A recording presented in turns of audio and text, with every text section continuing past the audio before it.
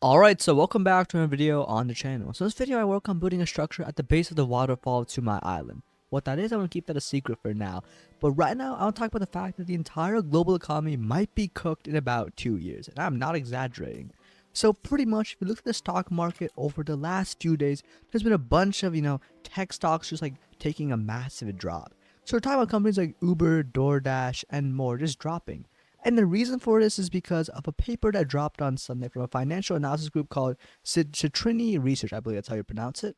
And this paper is called the 2028 Global Intelligence Crisis. And pretty much this paper looks back from the perspective of being in June 2028 and how the global economy collapsed over 2 years.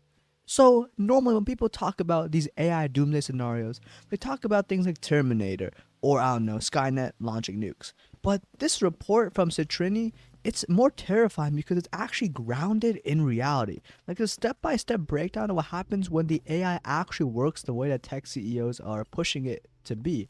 And spoiler alert includes massive job layoffs, economic collapse, and many people having to enter the gig economy.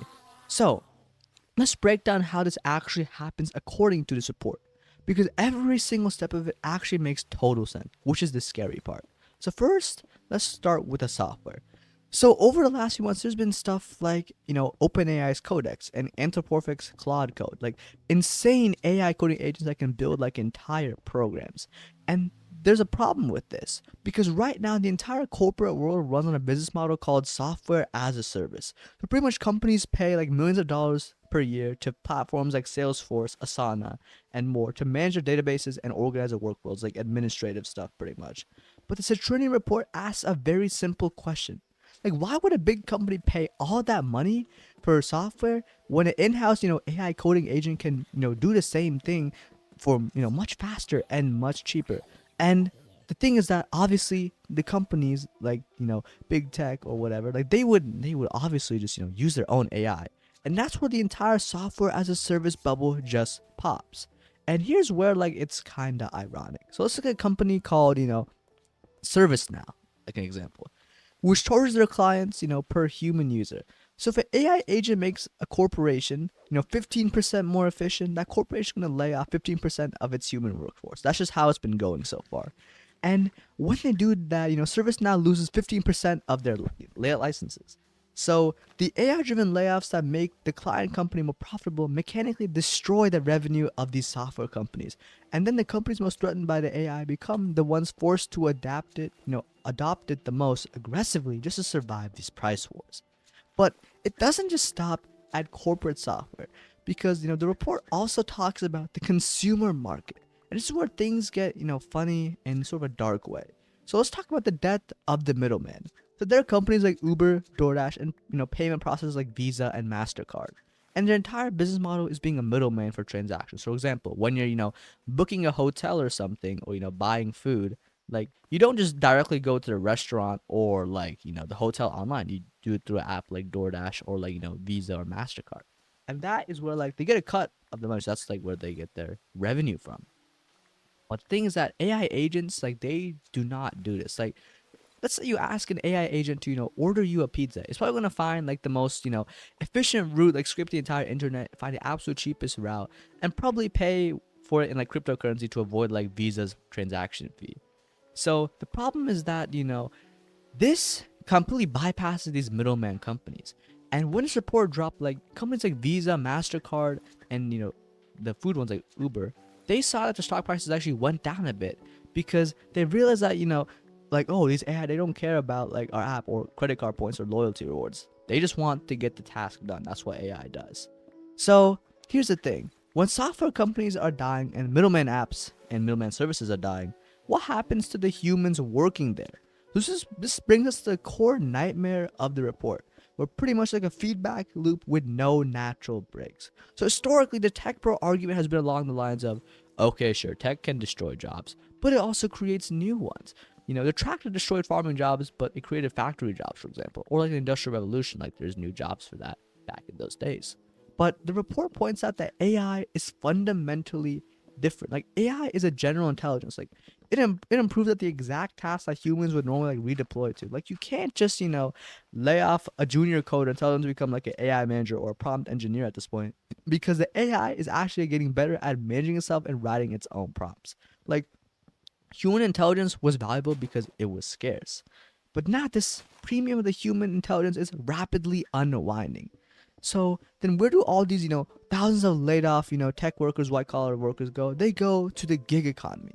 And this report, like it gives like the hypothetical example of like a laid off like senior developer at like a company like Salesforce or big tech having to drive for Uber or something just to make rent. And that's probably already happening with the massive tech layoffs that have already occurred. And this massive influx of desperate people into the gig economy, that is what crushes wages. And this is where the loop accelerates even further. Like AI is going to get better and it's going to get cheaper. So then companies lay off more workers to save money, and they use that savings to buy more AI computing. And now the place workers, now they have no money, so they stop buying things. And companies that sell consumer goods realize that the sales are tanking, so to protect their profit margins, they end up just laying off more workers and getting more AI. So it's a death spiral. There is no natural economic break to stop it. And the company, they are acting rationally to protect their profit margins, but the collective result is a disaster. And this leads to a concept called the ghost GDP, which is what the report defines it. And this might be the most fascinating part of this scenario. So pretty much in the 2028 scenario, the government is looking at the economy, like the economic report, and governments are celebrating because on paper everything looks amazing. Like corporate profits are at an all-time high. The stock market is booming. Like productivity is through the roof because AI agents, they don't sleep, they don't need like breaks, they don't unionize or whatever, they don't need no health insurance.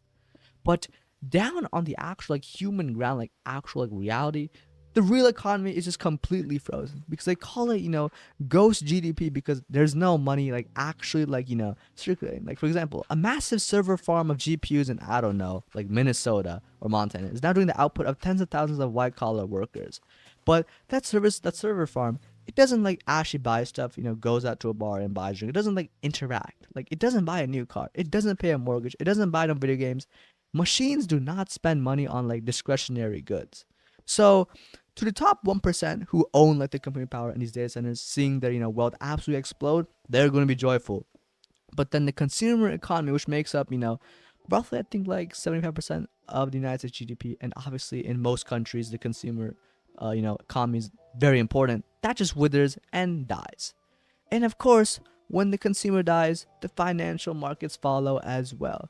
Because this report, it highlights how this lack of income triggers a massive crisis about the credit and housing markets. For the last decade, tech workers have been the ones taking out massive mortgages to buy expensive houses with that sweet, sweet tech income.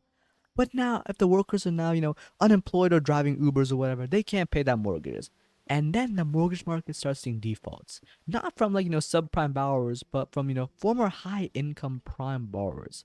And then at the same time, the private equity sector is going to implode. Because, private credit firms have spent the last 10 years, pouring billions of dollars into, companies based on the assumption of, actual recurring revenue. They assume that those software as a sale companies would, keep on collecting that revenue forever. But as we established earlier, if the AI agents destroy this business model, that revenue stops. And, that's when the private software companies, they do, default on their loans. And that's when the credit bubble just pops. And according to the 2028 scenario from the Citrini report, this cascade will wipe out 38% of the S&P 500's value and pushes unemployment past 10% globally. So to wrap up, is this actually going to happen? Because it's all just a theoretical scenario at the end of the day. Are we looking at a guaranteed collapse? So the authors of the report, they did say this was a thought exercise, not a strict prediction. And there are critics out there who point out the flaws in the logic. Some companies they're slow to adopt new technology, so not everyone's gonna immediately hop on these autonomous AI agents. And people also say that governments, they won't just sit back and watch the economy. There will be restrictions or maybe universal basic income, or maybe tax AI companies. But the reason why this report, rattled the stock market and shocked people, and why I'm even talking about it, is because we're already seeing the early stage of this feedback loop. People are being laid off, while the tech companies that laid them off are buying billions of dollars of GPUs. And the middleman apps are already sweating, and also the internet's becoming AI slop. So this could be a natural possibility. And yeah, to end off this video, I just want to tell you one thing. Human intelligence is scarce.